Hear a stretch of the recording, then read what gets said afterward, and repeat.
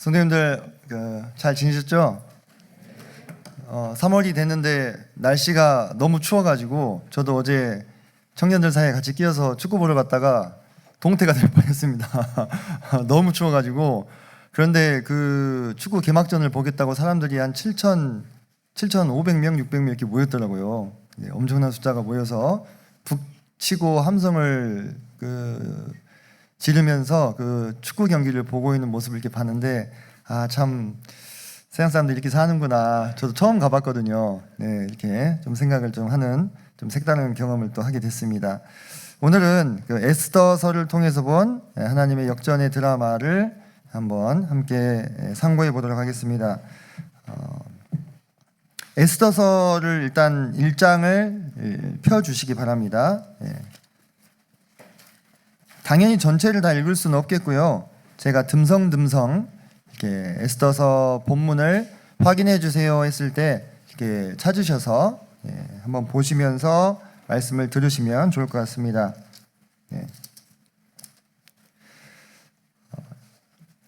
에스더서 3장을 펴주시기 바랍니다. 3장 1절을 보면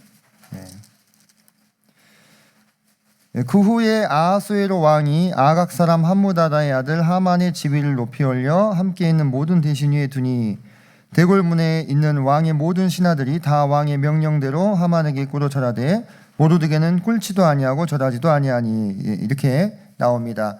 성도님들 에스더 이야기야 너무 잘 아시고 또 그 죽으면 죽으리다 이런 유명한 글귀도 아마 기억을 하실 것입니다. 근데 제가 오늘 함께 에스더서를 살펴보고자 하는 것은 어떤 그 한두 구절에 우리 마음 가운데 감동을 주는 그 구절에 주목하기보다도 에스더서라고 하는 성경 전체의 구조, 성경 전체의 흐름을 통해서 우리에게 계시하시는 그 하나님의 메시지를 함께 듣기를 원하는 마음이 있습니다. 제가 방금 읽어드린 3장 1절과 2절을 보니까 거기에 두 세력의 충돌이 이제 긴장이 고조되는 부분을 우리가 확인을 할 수가 있는데 이때 당시 페르시아를 다스리던 아하수에로 왕, 이제 성경에는 아하수에로라고 하는데 그 세계사에는 크세르크세스 이렇게 나옵니다. 크세르크세스 1세.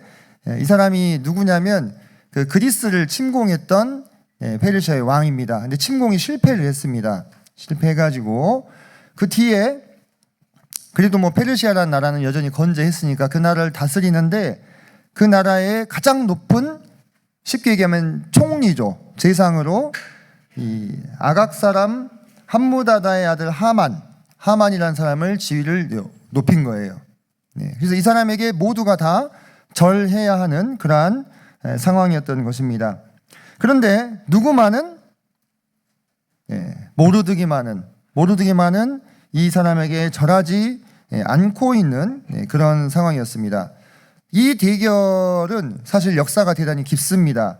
여기서 아각 사람 함무다다의 아들 하만이다라고 이 하만의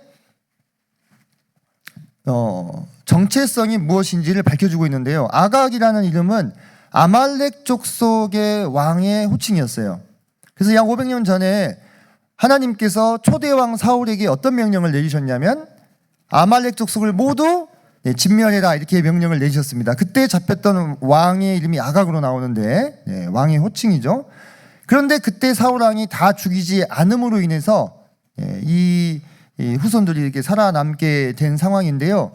이들의 역사는 더 거슬러 올라가다 보면 출애굽 때 애굽을 탈출한 이스라엘 민족을 아말렉 족속이 어떻게 합니까? 기습을 합니다. 연약해져 있는 상태에서. 그래서 하나님께서 이 아말렉 족속의 영원한 대적이 되시겠다, 이렇게 두 민족이 서로 충돌하고 있는 그 역사가 참 유구하게 시간이 흐른 지금 이 순간까지도 페르시아의 이 왕궁에서까지도 재현이 되고 있는 것을 우리가 볼 수가 있습니다. 한편은 하나님의 백성을 대적했던 사악한 악인의 후손이요, 또 한편은 하나님의 택하신 족속 이스라엘의 후손이었습니다. 이 둘의 어떤 이 부딪힘은 사실 인류의 역사가 시작된 이래로 계속 지금까지 이어져 내려오고 있는, 심지어는 오늘날까지도 이어져 내려오고 있는 두 세력의 영적인 충돌이 있는 것입니다. 창세기에서 하나님께서 뱀을 저주하시면서 여자의 후손이 내 머리를 상하게 하고 너는 그의 발꿈치를 상하게 할 것이다 라고 말씀하신 이래로 한편은 의의 후손으로서 또 한편은 뱀의 후손으로서 서로 양분된 이 세상에서의 어떤 대결 이런 것을 보여주고 있는데 그게 지금 여기에서도 재현이 되고 있다고 하는 거예요. 3장 근데 3절을 보시면 대궐문에 있는 왕의 신하들이 모르드게에게 이르되 너는 어찌하여 왕의 명령을 거역하느냐 했을 때 하면서 4절에 날마다 권하되 매일매일 너는 왜 총리 대신 하만께 절하지 않느냐라고 매일매일 시달린 거예요.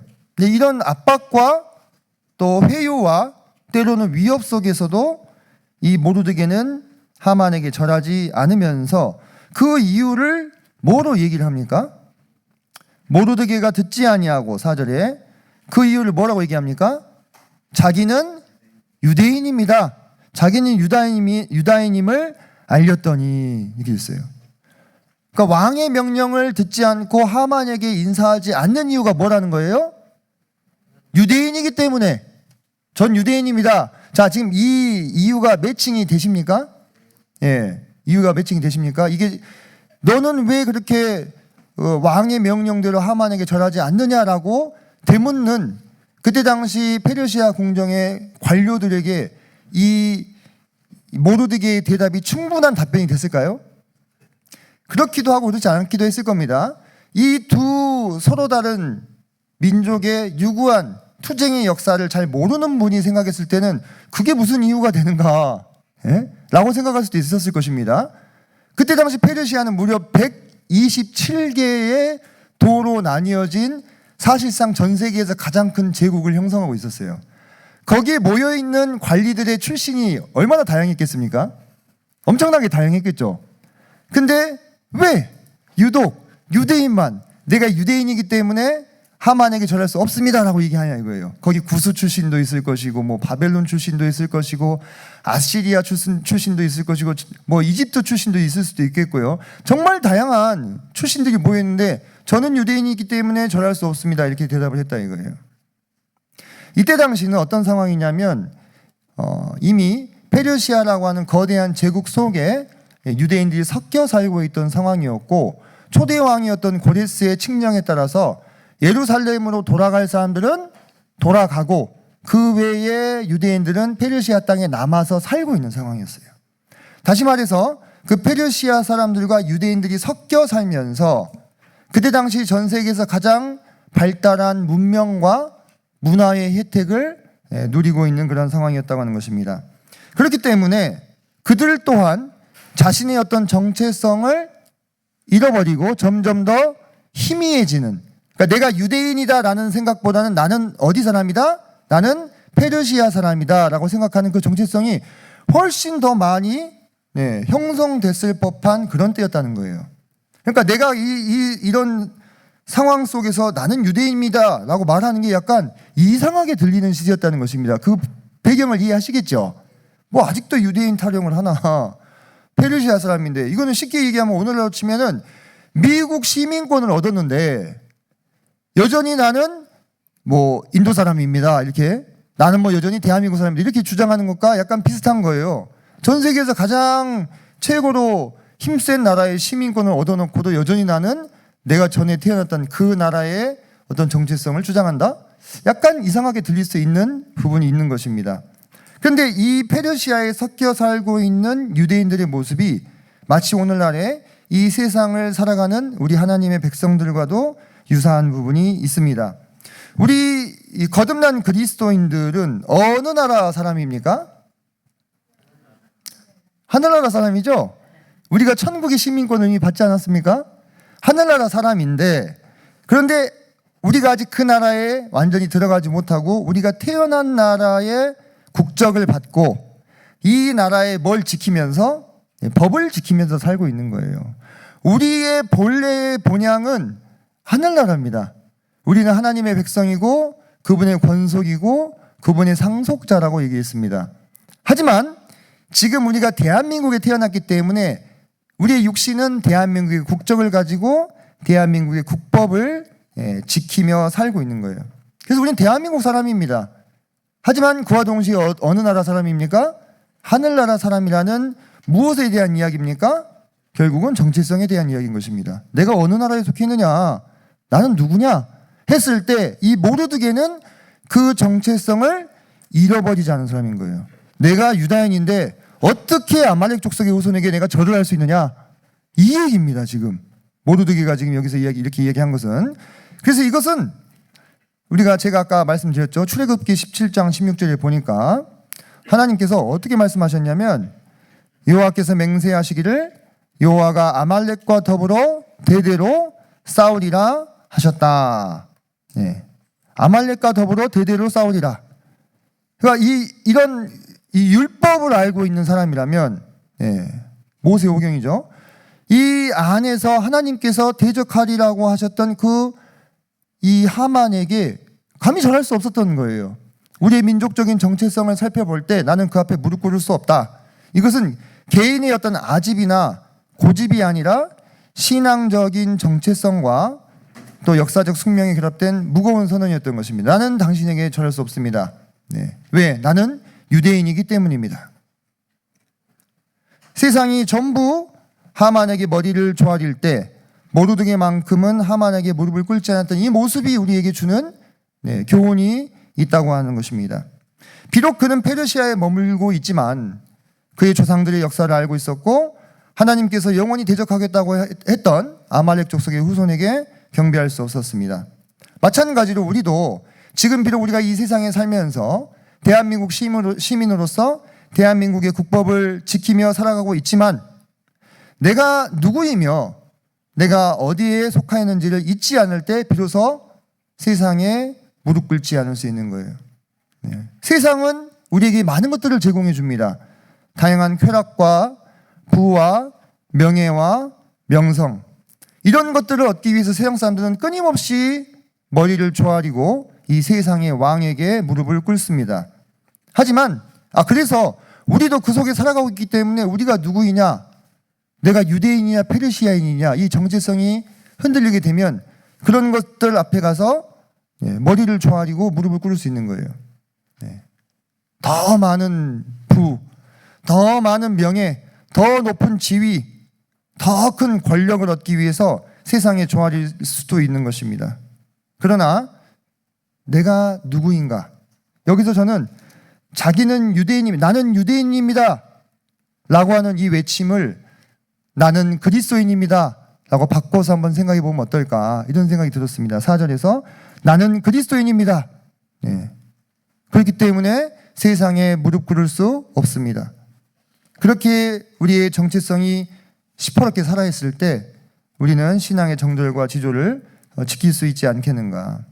하지만 나의 정체성을 지키기 위해서는 대가를 지불해야 되는 것이죠. 대가를 지불해야 되는 것입니다. 4절 뒤에 보니까 이렇게 모르드게가 자신이 어느 출신임을 밝혔어요. 나는 유대인입니다.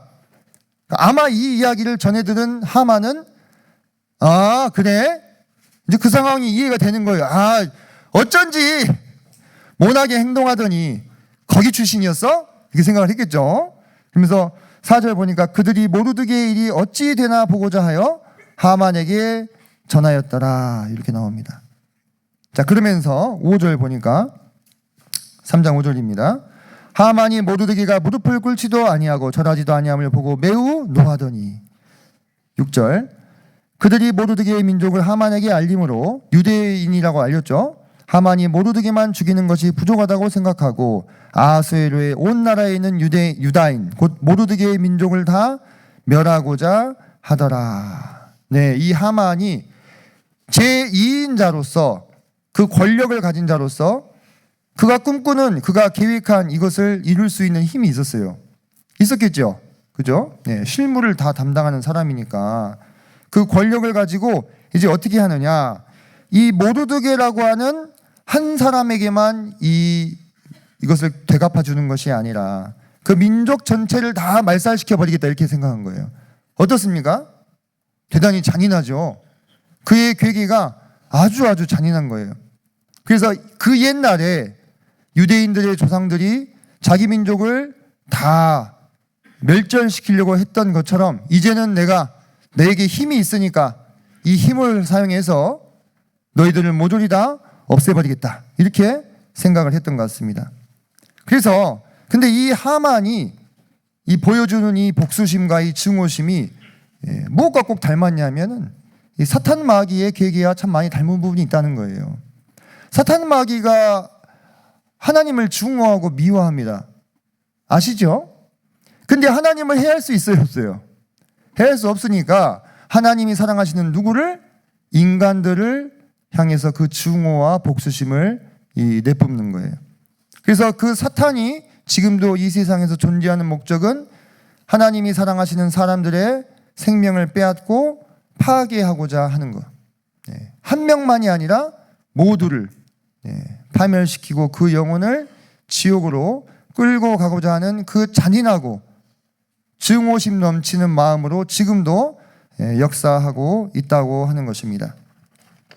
자, 그래서 이 하만이 이제 어떻게 계획을 짜냐면 3장에 보면 7절 보니까 아하스웨로 왕 제12년 첫째 달 곧 니산월에 무리가 하만 앞에서 날과 달에 대하여 부르 곧 제비를 뽑아 12째 달 곧 아다로를 얻은지라.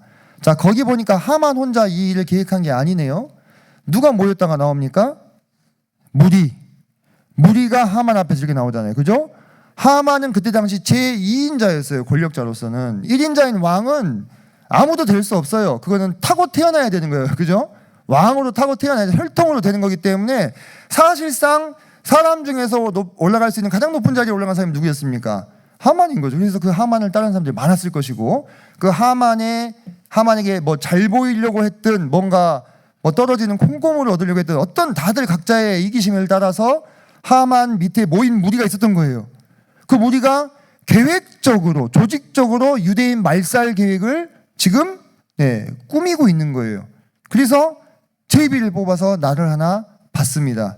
이게 그냥 단순히 자 어떤 날 해볼까 이게 아니라 예나 지금도 뭐 우리 대한민국만 하더라도 오래지 않았어요. 지금도 그러신 분들이 있고 무슨 중요한 일을 할 때 뭘 받습니까? 기리를 받아요. 태기를 받잖아요. 그죠? 뭐 이사를 한다거나 결혼을 한다거나 이럴 때 좋은 날을 받습니다. 이게 신에게 점지해가지고 좋은 날을 내려주소서 하는 이 계획에 어떤 신적인 이 점지를 받아가지고 이 일을 꾸며서 이루겠다. 이런 대단히 의도적이고 계획적인 그런 목적을 가지고 나를 받은 거예요. 그냥 한 게 아니고 그냥 언제 할까 하고 뽑은 게 그게 아니에요. 네. 이 일을 축복하여 주소서, 이 일을 이루게 해주소서 어느 날이 좋겠습니까 해서 뽑은 거예요. 그들이 믿는 신에게. 그러니까 이곳에 모인 무리들이 아주 의도적으로 유대인을 이 말살 정책을 펼치려고 지금 계획을 짜고 있는 거예요. 그래서 보니까 8절에 이제 하만이 왕에게 나아갑니다. 그래서 무슨 얘기를 하느냐? 한 민족이 왕의 나라 각 집안 백성 중에 흩어져 가는데 그 법률이 만민의 것과 달라서 왕의 법률을 지키지 아니하오니 용납하는 것이 왕에게 무익하니이다. 지금 어느 민족을 고발하고 있습니까? 유대 민족을 고발하고 있습니다. 근데 여러분들 한번 이 고발장이 정말 합당한지 한번 살펴보십시오. 유대인들이 이미 페르시아 땅에서 지금 산 지가 지금 100년이 넘었는데 이 시점에서 이미 이들이 페르시아의 국법을 어기고서 살 수 있겠습니까? 살 수 있겠어요?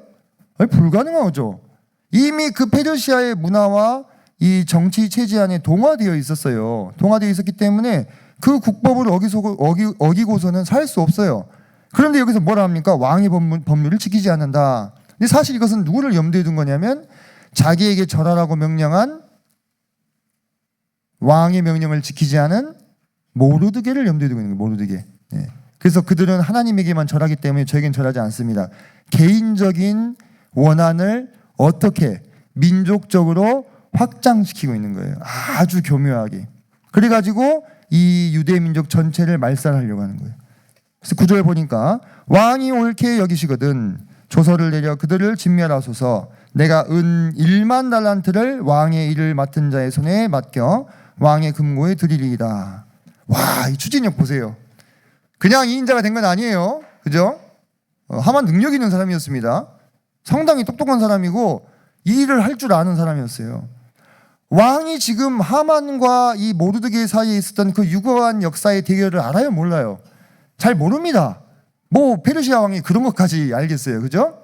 근데 이 일을 왕이 판단하실 때는 이 2인자인 하만이 어떻게 이 일을 추진하는가를 보는 거죠. 근데 자기 사비를 들여가지고 은 1만 달란트까지 바쳐가면서 이 일을 제가 추진하겠습니다. 그럼 왕이 거기다 대고 좀 잠깐 기다려봐.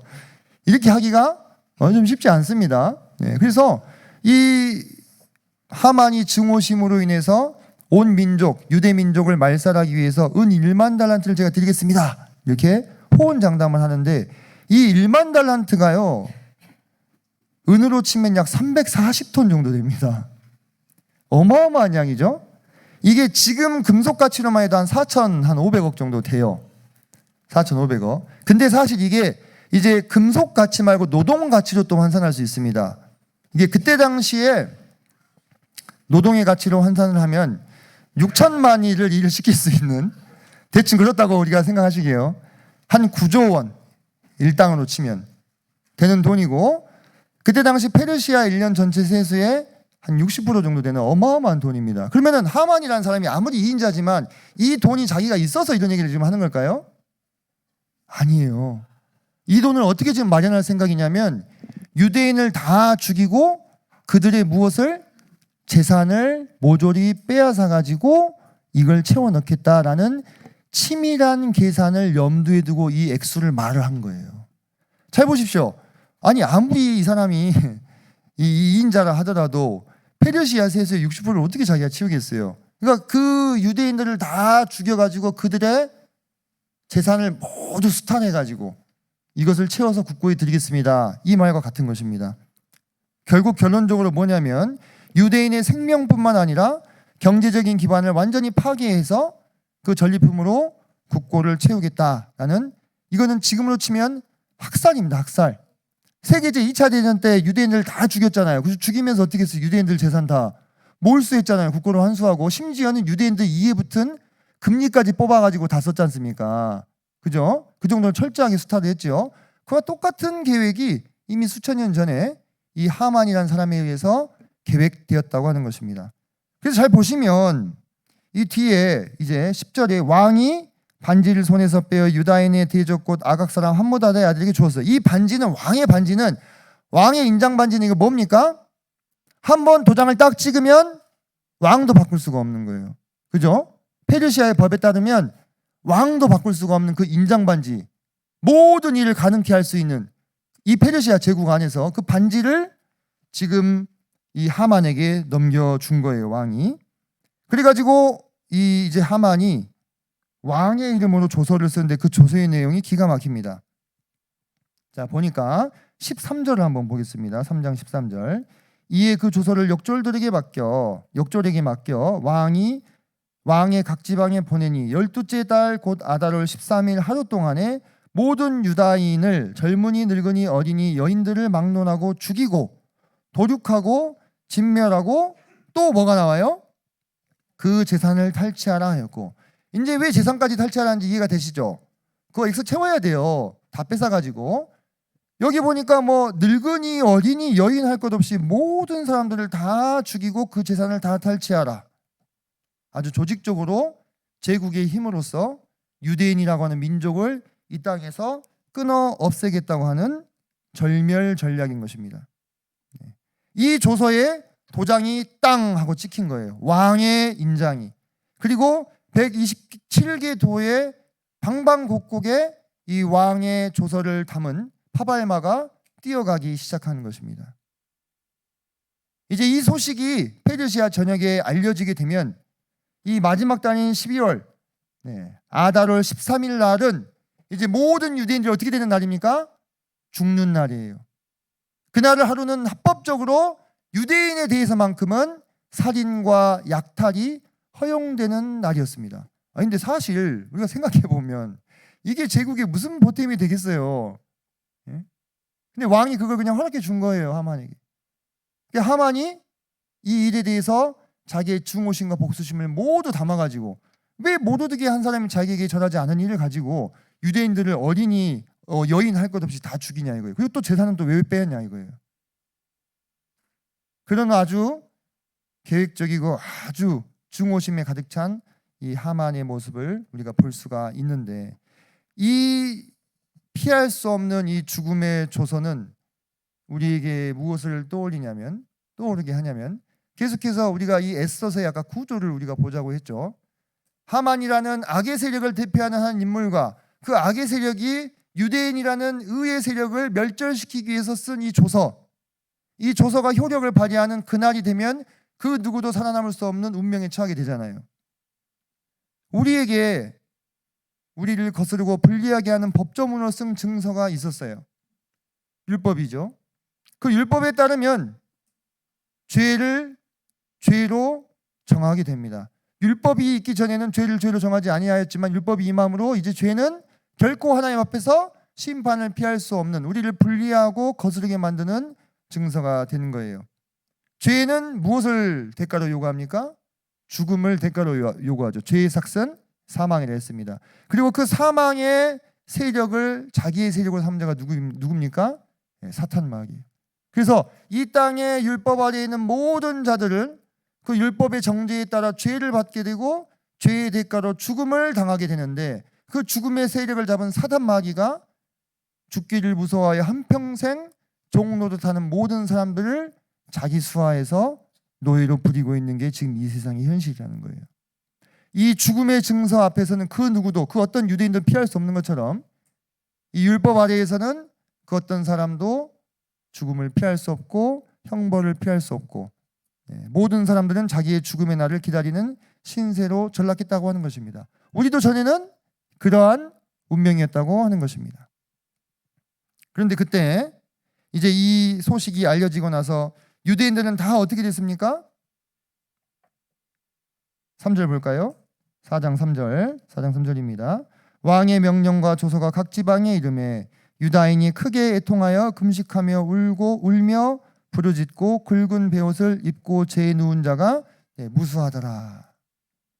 이제 마지막 달인 아달월 13일이 도달하면 그들은 다 죽은 목숨이기 때문에 당연히 그 앞에서 울며 부르짖고 재에 누울 수밖에 없는 상황인 거예요.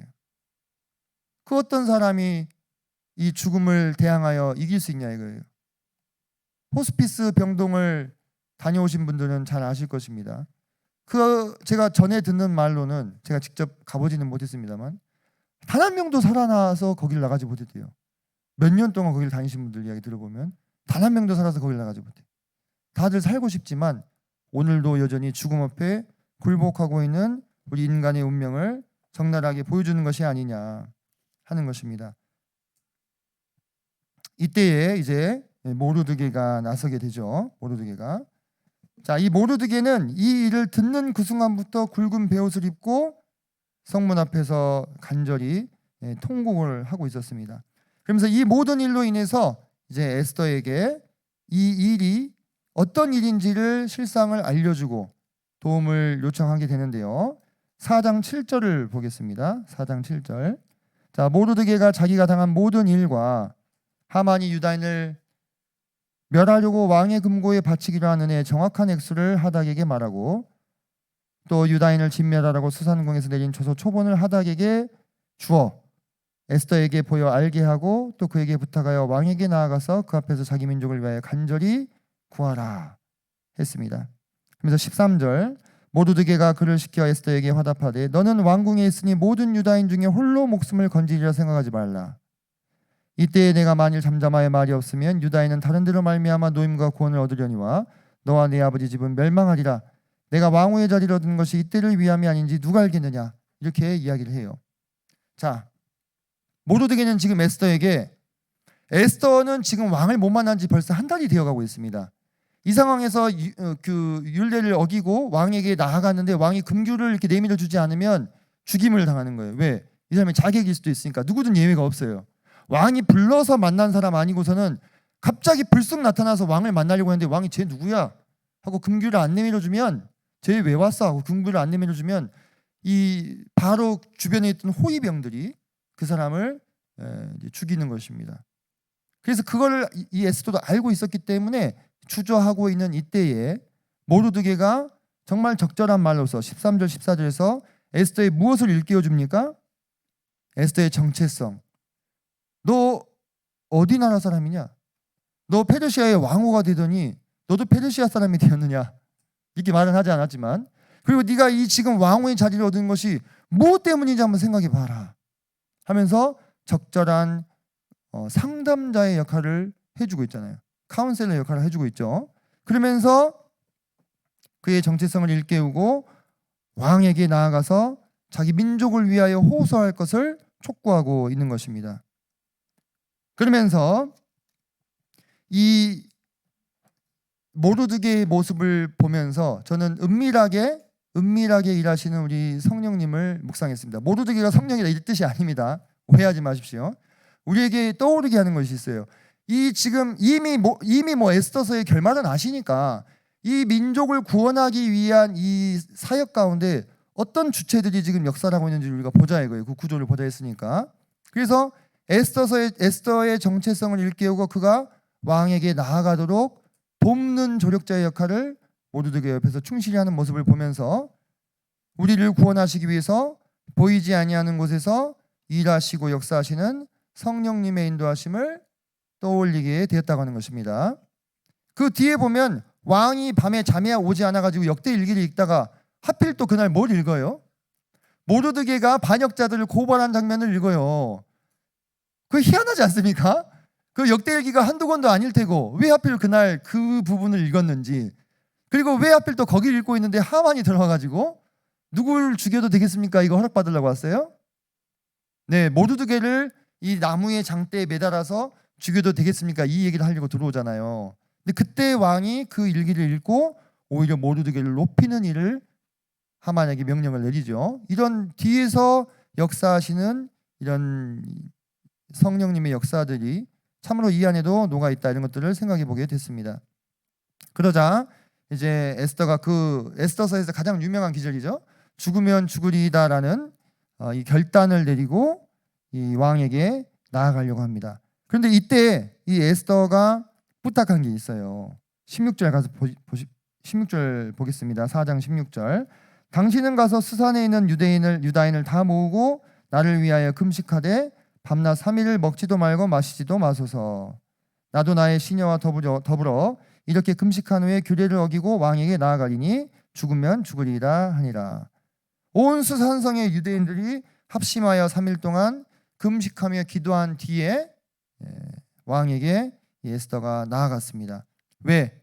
자기 민족을 위하여 호소해야 되기 때문이었죠. 그래서 이 에스더가 죽음을 향해 걸어가는 중보자의 결단의 모습을 보여주는 것은 겟세마네 동산에서 아버지 하나님 앞에서 간구하시던 우리 주님의 모습을 우리에게 쉽게 연상시킬 수 있습니다. 제가 아까 말씀했던 그 율법의 이 우리를 죽음으로 이끄는 그 증서 아래에서 이제 모든 사람들이 정죄받고 파멸되어야 하는 그 상황 가운데서 우리를 구하시기 위해서 이 땅에 기꺼이 찾아오시고 십자가의 길을 자청하신 중보자 예수 그리스도의 모습을 우리에게 떠올리게 해주는 것입니다. 주님은 분명 그렇게 말씀하셨어요. 뭐라고 말씀하셨냐면 내게서 내 목숨을 빼앗는 자가 있는 것이 아니라 내가 스스로 버린다 했습니다. 스스로. 주님의 결단이었어요. 주님의 결단. 모든 인류를 그 죽음의 증서 아래에 매여 있던 모든 인류를 구하시기 위해서 우리 주님께서는 기꺼이 그 죽음의 길을 자청하셨다고 하는 거예요. 그래서 모든 것이 자기의 원대로가 아니라 아버지의 원대로 되기를 원하는 마음으로 겟세마네 동산에서 간구하시고 십자가의 길을 걸으셨죠. 이 에스더의 이 목숨을 건 중보의 결과로 이제 상황은 조금씩 바뀌게 됩니다. 상황이 조금씩 바뀌게 돼요. 5장 2절을 보니까 왕후 에스더가 뜰에 선 것을 본즉 매우 사랑스러움으로 손에 잡았던 금규를 그에게 내미니 살았죠. 그죠? 이제 금규를 잡으면 사는 거예요. 에스더가 가까이 가서 금규를 만진지라. 자, 에스더는 지금 며칠 굶었어요? 3일 굶었어요. 물도 마시지 않았습니다. 좀 다이어트 효과가 좀 있었는가 모르겠지만 뭐 그것보다도 그 에스더가 왕 앞에 딱 나타났을 때 그 모습이 너무너무 왕의 눈앞에 사랑스러워 보여서 왕이 몇 번을 이야기를 반복하냐면 3절에 그 요구가 무엇이냐, 나라의 절반이라도 그대에게 주겠다, 이 말을 계속 반복해요. 얼마나 에스더가 이 사랑스러워 보였으면. 그러니까 에스더가 그 자리에서는 무엇을 요청하든지 간에 다 들어주겠다라고 왕이 얘기하는 거예요. 왜 그렇게 얘기했죠? 왕이 에스더가 그 눈에 매우 극히 사랑스러워 보였기 때문에. 성도님들, 그 말씀이 기억나실 것입니다. 예수님께서 요단강에서 침례를 받고 올라오셨을 때 그 예수님에 대해서 아버지 하나님께서 뭐라고 증언하십니까? 이는 내 사랑하는 아들이요 내 기뻐하는 자다. 아버지 하나님의 눈앞에 가장 사랑스럽고 기뻐하는 대상이 누구예요? 예수님. 예수님이 요청하는 것은 무엇이든지 다 들어주실 수 있는, 나라의 절반이라도 정말 줄 수 있는 그 예수님께서 무엇을 요청하셨습니까? 모든 인류의 대속을 요청하셨잖아요. 그리고 스스로를 무엇으로 드리셨어요? 십자가에서 한 완전한 제물로서 드리신 것입니다. 그러면 이 예수님의 이 요청을 아버지께서 과연 거절하실 수 있겠습니까? 절대 불가한 것입니다. 그래서 오직 예수인 거예요. 오직 예수님인 것입니다. 예수님은 아버지 하나님께 유일하게 사랑스럽고 기쁨이 되시는 존재이기 때문에 그분의 요청대로 하나님께서 모든 인류에게 불리하게 쓰인 증서를 이제 도말하시기로 하는 거예요.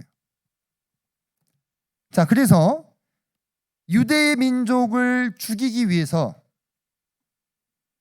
죽이는 조서를 썼던 이 하만의 정체가 마침내 이제 드러나게 되는 것입니다.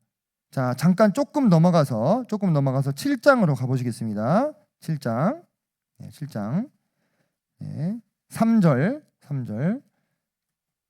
자, 왕후 에스더가 목숨을 걸고 왕 앞에 나아가서 마침내 그 민족에 대해서 중보하게 되는데 한번 보겠습니다. 왕후 에스더가 대답하여 이르되 왕이여, 내가 만일 왕의 목전에서 은혜를 입었으며 왕이 좋게 여기시면 내 소청대로 내 생명을 내게 주시고 내 요구대로 내 민족을 내게 주소서. 나와 내 민족이 팔려서 죽임과 도륙함과 진멸함을 당하게 되었나이다. 만일 우리가 노비로 팔렸더라면 내가 잠잠하였으리이다. 그래도 대적이 왕의 손해를 보충하지 못하였으리이다 하니. 5절. 아하수에로 왕이 왕후 에스더에게 말하여 이르되 감히 이런 일을 심중에 품은 자가 누구며 그가 어디 있느냐 하니. 6절. 에스더가 이르되 대적과 원수는 이 약한 하만이니이다 하고, 유일하게 그 잔치자리에 초대를 받은 하만이 모든 원흉임을 에스더가 밝히고 있는 거예요. 자, 그러면서 하만은 깜짝 놀랐죠. 전혀 상상도 할 수 없었잖아요. 그죠? 자기가 죽이려고, 멸절시키려고 치밀하게 계획하고 계산해서 조서를 보내었던 그 유대인이라니, 왕후가 그 왕의 눈에 가장 사랑스러워 보이고 모든 요구를 들어주겠다고 왕이 지금 몇 번 거듭해서 말하고 있는 그 왕후가 실은 유대인이라니. 난 죽었다. 그 하만의 운명이 거기서 어떻게 된 겁니까? 그 자리에서 끝장이 난 거예요. 그리고 하만이 이 모르드게를 매달기 위해서 세운 장대에 왕이 누구를 매달라고 합니까? 하만을 매달라고 해요. 역전이 시작된 것입니다. 역전이. 하나님 아버지께서 우리 인간을 태초에 창조하시고 그 인간들이 뱀의 게임에 빠져서 하나님 아버지를 떠나 멀리 가버렸어요. 반역죄를 저질렀죠. 죽음 마땅합니다. 삼족을 멸해야 됩니다. 이런 표현 많이 쓰지요. 하지만 하나님께서는요, 그 지으신 사람을, 저와 여러분을, 이 세상에 있는 모든 태어난 모든 생명들을요 사랑하시는 분이에요. 하나님은 사랑이라고 하셨잖아요. 그죠? 그 하나님께 사랑을 입은 이 사람들을 포기하실 수 없었어요. 그래서 뭐가 돼버렸어요? 사람이 돼버렸어요. 여러분 생각해 보세요. 얼마나 사랑했으면 사람이 돼버렸어요. 예수님이. 그럼 이제 예수님과 우리는 어떤 족속입니까? 같은 족속이 돼버렸어. 우리 사람들을 증오해서 지옥에 쳐넣겠다고 사단이 계획하는 것은요, 사람 대신 예수님을 못 오가는 거예요. 예수님이 목숨을 다 바쳐가지고 십자가에서 모든 사람들을 위해서 대신 죽으셨어요. 누구를 구하려고? 우리를 구하려고.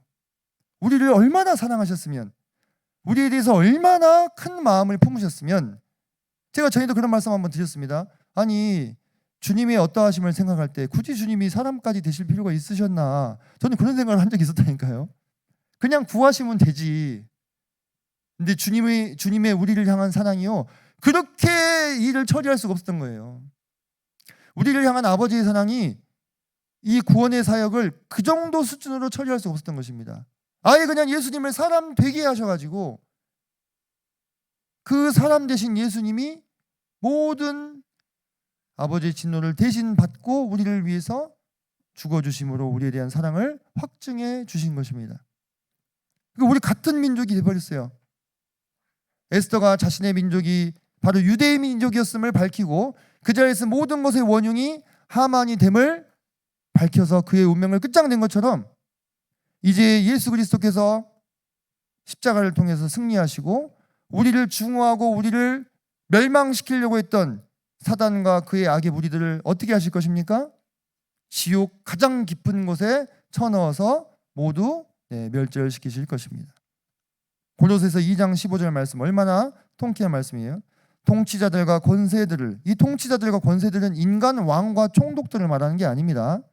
공중 권세를 잡은 악의 세력들, 악령들을 말하는 거예요.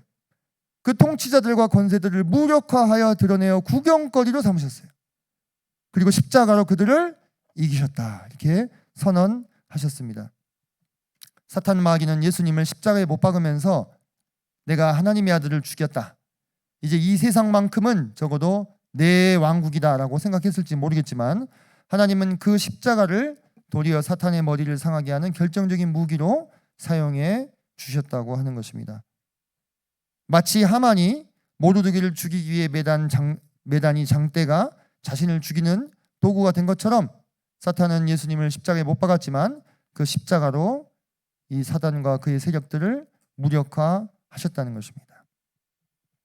자, 그리고 나서 이제 우리 모두를 고발했던, 유대인을 고발했던 그 조서는 아직도 지금 전국에 반포되어 있죠?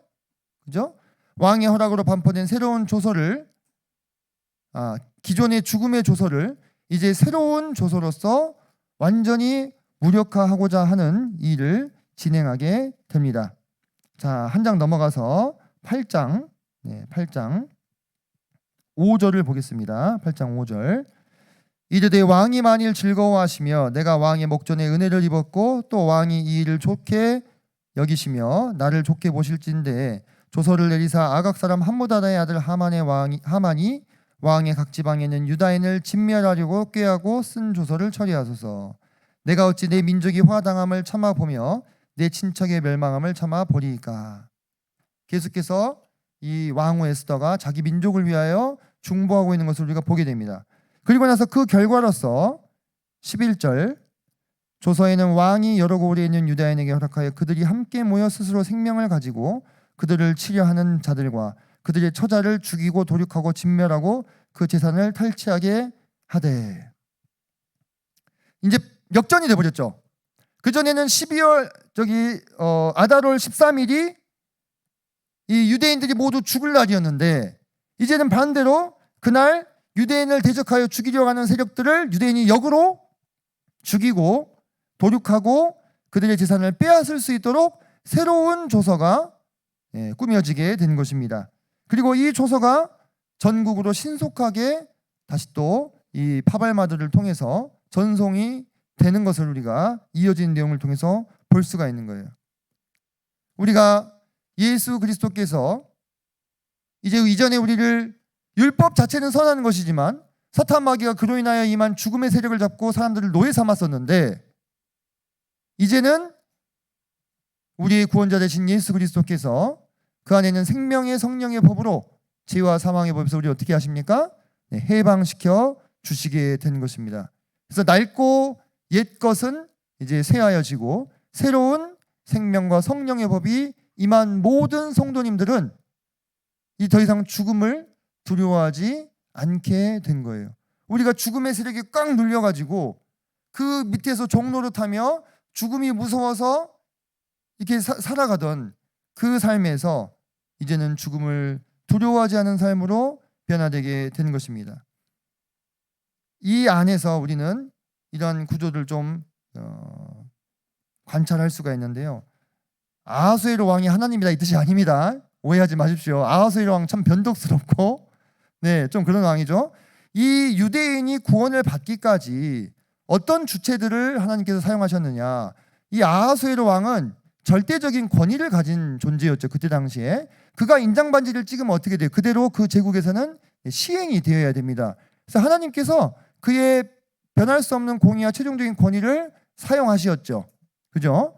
그리고 에스더 왕이 자기 민족을 위해서 중보한 것과 같이 성자 예수 그리스도께서 이 땅에 오셔서 사람들을 위하여 중보하시고 스스로를 희생하셨습니다. 모르드게가 에스더에게 적절한 조언을 하면서 그의 정체성을 일깨우고 어떤 일을 해야 되는지 뒤에서 역할을 한 것처럼 성령께서 이 모든 구원 사역이 하나님 아버지의 뜻대로 이루어지도록 그 능력을 함께 발휘하셔서 하만과 그의 낡은 조서를 깨뜨리시고 사탄의 세력과 사망의 법을 깨뜨리시고 이제 인류를 구원하는 구원 사역을 완성하신 거예요. 삼위일체의 하나님께서 인간을 구하시려고 얼마나 서로 협력하시고 동역하셨는지 그 모습을 우리가 에스더서를 관찰하면서 이렇게 비슷하게 유추해 볼 수 있다는 취지에서 말씀을 드리는 것입니다. 그래서 그 결과로서 이제 부림절이라는 이 명절이 제정이 됐죠. 슬픔이 변하여 기쁨이 되는 날이 찾아오게 되는 것입니다. 9장 22절을 함께 좀 읽어보도록 하겠습니다. 9장 22절 같이 읽겠습니다. 시작.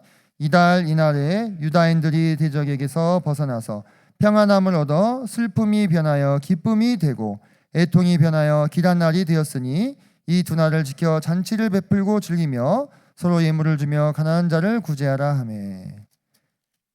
이전에 아달월 13일은 죽는 날이요 망하는 날이었지만 이제 새로운 조서가 당도하고 그날이 되었을 때 유대인은 도리어 자신의 대적들을 진멸하고 자기들에게 구원과 승리를 주신 하나님을 기뻐하고 찬양하는 이 놀라운 기쁨의 날로 완전히 하나님께서 역전시켜 주셨다는 것입니다. 이 역전의 날이 없었다면요 유대인들은요 다 망했던 거예요. 우리가 이 세상에 사람들이 태어나가지고 우리가 어떤 새로운 아이가 태어나면 정말 기쁘고 축하하잖아요. 그죠?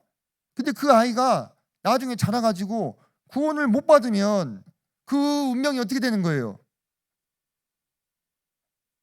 가룟 유다한테 뭐라 했어요 예수님이? 차라리 나지 않은 게 제게 좋을 뻔했다고 하시잖아요.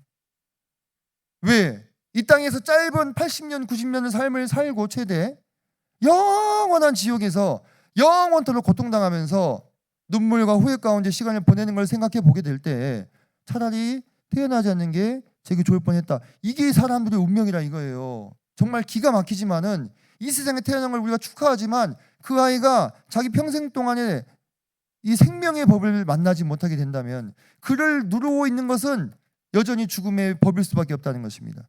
근데 우리가 언제 비로소 진정으로 기뻐할 수 있죠? 거듭나게 되었을 때, 새롭게 태어나게 됐을 때, 이제 그는 태어나기를 잘한 거예요. 하나님 아버지의 아들로서, 자녀로서 저 영원한 하늘나라에서, 아까 우리가 하늘나라의 시민을 했지 않습니까? 이 세상에서 사람이 누리는 것과는 비교할 수 없는 영광과 기쁨과 평안과 행복을 누리는 존재로 뒤바뀌게 되기 때문에 태어나길 잘한 거예요. 진짜 슬픔이 변해서 뭐가 되는 것입니까? 기쁨이 되는 날이 우리에게 기다리고 있다고 하는 것입니다. 절망이 구원의 날로, 슬픔이 기쁨의 날로, 애통이 길한 날이 되는 때가 우리 모든 성도님들을 기다리고 있다고 하는 것입니다. 이 모든 구원 사역이 언제 일어났습니까?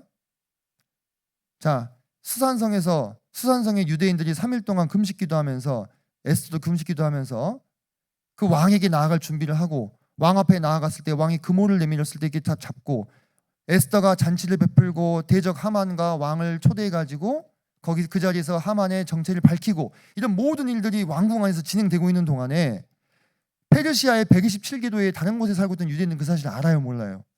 전혀 모르죠. 전혀 모르고 까마득하게 모르고 슬퍼하고 애통하고 제 가운데 뒹굴고 이러고 있었을 거예요.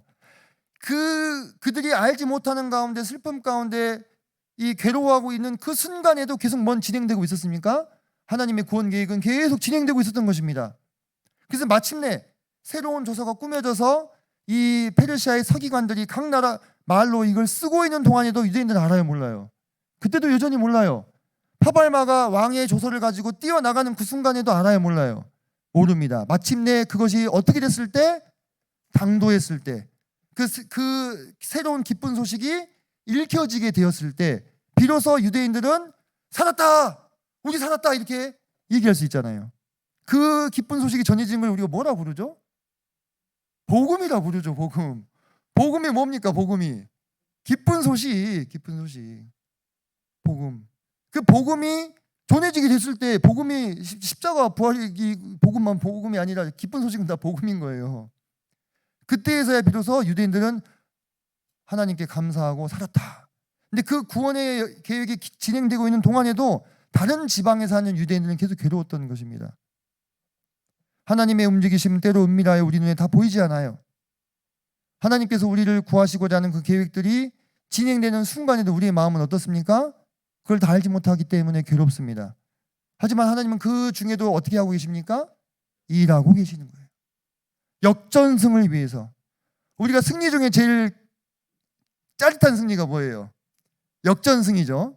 제일 수치스러운 패배는 역전패죠. 역전패.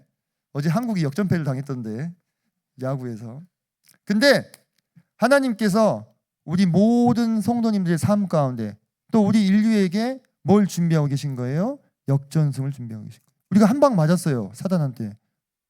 에덴 동산에서. 그렇잖아요, 그죠? 그래서 다 저주 가운데 빠져버렸어요. 우리 한참 밀려 있습니다. 다 죽음 앞에 굴복하고 있어요. 사람들이 한 명도 영원히 살 수 없어요. 그런데 예수님께서 갈보리에서 이 십자가로 승리하셨어요. 그리고 그 소식이 방방곡곡 전 세계의 온 시대에 복음으로 전파되게 되었어요. 우리도 그 복음을 듣고 어떻게 됐습니까? 거듭나게 되었어요. 구원받게 되었어요. 그래서 이제 우리의 슬픈 운명이 기쁨이 되었다고 하는 것입니다. 네. 마침내 그 소식이 도달했을 때 우리는 해방될 수 있었어요. 하지만 그 소식이 도달하기 전에라도 하나님은 계속해서 일하고 계셨다는 사실을 우리가 잊어서는 안 될 것입니다. 성도님들 한번 생각해 보십시오. 우리에게 가장 중요한 문제가 있다면요, 이 생명의 문제입니다. 살고 죽는 문제보다 더 중요한 문제가 있습니까? 살고 죽는 문제보다 더 중요한 건 없어요, 사람에게. 일단 살아야 될 거 아닙니까? 그죠? 그렇다면 우리 아버지 하나님께서 우리가 살고 죽는 문제, 우리의 영원한 운명에 대한 문제를 해결하기 위해서 우리가 미처 다 알지 못하던 때에도 역사하고 계셨다면 그 밖에 우리의 삶 가운데 살아가며 겪는 문제에 대해서는 어떠하실까? 우리가 한번 생각해 봐야 될 것 같습니다. 가장 큰 문제였던 생명과 구원의 문제를 역전시키신 하나님이 우리가 현재 삶에서 맞닥뜨리는 모든 무거운 문제들 앞에서도 동일하게 일하고 계실 거라는 거예요. 비록 우리는 지금 긴긴 밤을 통과하고 있어요. 마치 이미 생명의 조서가 쓰여지고 있지만 그 소식을 알지 못하는 유대인들이 페르시아 방방곡곡에서 여전히 슬퍼하고 있었던 것처럼 우리가 삶에서 맞닥뜨린 여러 가지 문제들, 얽혀버린 여러 가지 삶의 관계들, 또 해결을 원하는 어떤 일들에 대해서 우리가 기도하고 간구하면서도 주님께서 과연 이 문제를 언제 풀어주시겠는가, 주님이 내 기도를 들으시기는 하는가 하는 그 순간에도, 그 기나긴 밤 같은 그 칠흑 같은 어둠 속에서도 여전히 하나님께서 일하고 계십니다. 그것도 그 하나님이 삼위일체 하나님께서 우리의 삶의 현장 가운데서 보이지 않게 역전의 드라마를 써내려 가고 계신다는 사실을 성도님 마음 가운데 믿으시기를 바랍니다. 그래서 그 기나긴 밤 끝에 기쁜 소식이 다가오듯이 우리의 슬픔을 기쁨으로, 애통을 찬송으로 바꾸실 것입니다. 우리에게 곧 기쁜 소식이 당도할 것입니다. 그 기쁜 소식은 우리의 삶의 문제가 될 수도 있고 우리의 마지막이 될 수도 있고 우리의 운명이 될 수도 있습니다. 우리가 알지 못하는 순간에도 하나님께서는 여전히 우리의 삶을 아시고 나를 아시고 우리의 삶을 역전시키기 위해서 일하고 계십니다. 하나님은 결코 우리에 대해서 무심하지 않으십니다. 우리가 구원받고 나서 그냥 덩그러니 우리를 딱 내던져 놓고 알아서 잘하도록 내버려 두시는 분이 아닙니다. 다 누구나 다 삶에 고민이 하나 없는 사람이 어디 있어요. 다 누구나 어려움이 있지요. 그리고 그 문제에 대해서 어디 하소연할 데가 없어도 주님 앞에 가지고 나가지 않습니까? 근데 왜 감감무소식인가? 주님 제 마음을 모르시는가? 서러워서 눈물이 나는 밤들도 있으시지 않았습니까? 그러나 사랑하는 성도님들, 우리 주님께서 무심한 분이 아니시고 그분이 우리의 삶에 역전의 기쁨을 주시기 위해서 오늘 이 순간도 일하고 계심을 잊지 않으시기 바랍니다. 성부 하나님, 성자 하나님, 성령 하나님, 삼위일체 하나님께서 우리를 사랑하심으로 어떠한 일을 행하셨는지를 마음 가운데 기억하게 될 때 우리가 범사에 감사하라 하셨던 주님의 말씀이 너무 심한 말씀 아니냐, 어떻게 그걸 지킬 수 있겠나, 어떻게 범사에 감사할 수 있겠나가 아니라 참 우리 마음 가운데서 나오는 진정한 감사로 참 열매 맺지 않을까 이런 생각들을 해보게 됩니다. 자, 이상 말씀을 마치고 기도하도록 하겠습니다.